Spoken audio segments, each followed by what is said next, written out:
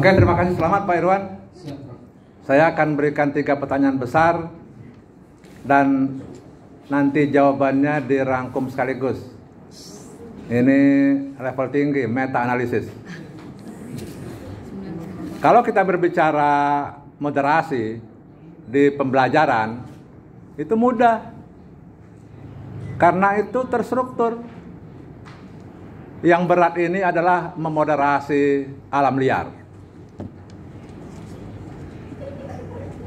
Pengakuan pada Tuhan yang berlebihan. Contoh, kami lebih takut pada Allah ketimbang pada COVID. Dia tidak sadar bahwa suatu saat Allah mengirimkan COVID kepadanya. Kan kalau kita terima kardus yang mencurigakan, kita tidak pernah tanya siapa yang mengirim kardus itu.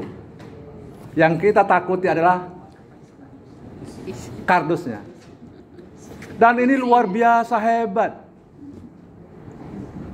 Ketika awal COVID dulu, saya ikut takziah. Mohon maaf, ada seorang ustaz mengatakan gak usah takut pada COVID itu. Yang kita penting kita sering wudhu, sering sholat, sering apa. Buktinya apa? Masjid jadi klaster, pesantren jadi klaster, kelompok pengajian jadi klaster.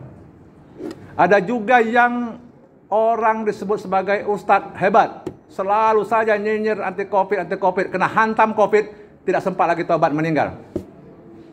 Ada juga jagoan politik nyinyir selalu dengan pemerintah soal kebijakan covid, kena serang sampai 2 kali, baru di situ dia sadar.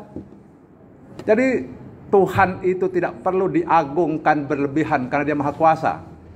Padahal imbasnya itu luar biasa kepada seluruh komunitas. Pertanyaan saya adalah bagaimana kita memoderasi praktek-praktek komunitas atau praktek-praktek individual semacam ini. Karena itu tekanannya lebih hebat dibandingkan dengan di ruang-ruang kelas. Sebab yang mendengar itu bisa siapa saja dengan kadar intelektual dari yang paling rendah sampai ke yang paling tinggi.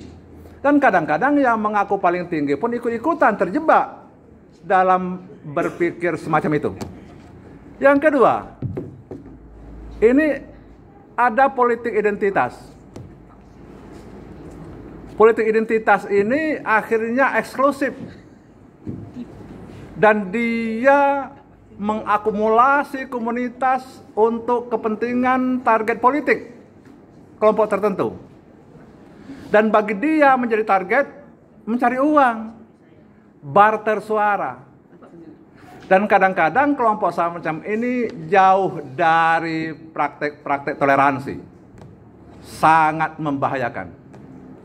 Di negara manapun di muka bumi ini yang selalu menekankan politik identitas, suku, agama, ras, antar golongan bergerak menuju kehancuran, bukan menuju kebaikan.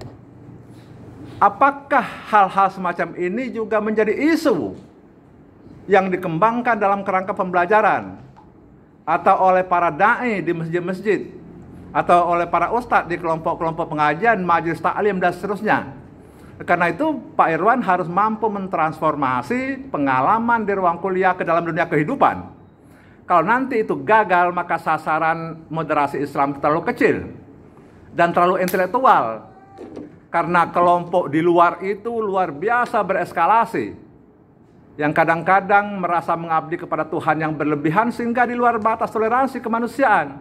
Di luar batas toleransi ekonomi, sosial, dan segala macam. 3. Sebetulnya kita tidak perlu bicara moderasi Islam. Karena Quran itu buku suci yang paling moderat yang saya ketahui. Di Al-Quran dipesankan bahwa Tuhan itu memberikan kebebasan kepada umat untuk beragama. La ikraha fiddin. Kurang apa moderatnya? Al-Quran juga memesankan untuk mula agamamu, untuk kula agamaku. Kurang apa moderatnya? Betul nggak? Tapi orang tuh kadang-kadang hanya lihat ayat inna dinna indallahil Islam. Jadi bagi saya yang 2 tadi itu untuk seluruh umat manusia. Yang 1 tadi khusus untuk umat Islam. Kan begitu kan? Dalam prakteknya itu orang ngambil yang indah-indah Islam itu sehingga mengkafirkan orang, mengklaim akan masuk surga sendiri. Dan ego manusia beragama itu, Tuhan dia merasa mengurusi semua umat, betul nggak? Tapi dia tidak diurus oleh Tuhan beragama lain. Itu ekstrim juga. Nah, dari 3 grand issues yang saya ungkapkan tadi, bagaimana Bapak bisa membuat analisis meta sehingga memberikan jawaban yang singkat sekaligus komprehensif. Selamat Pak Irwan, silakan. Baik Prof, terima kasih banyak pada Profesor Dr. Sudarwandani yang merupakan promotor dan dosen terhebat yang kami miliki. Dengan bukti Prof sudah menghasilkan 2 orang dokter suami istri, satu-satunya. Baik, terima kasih Prof atas berbagai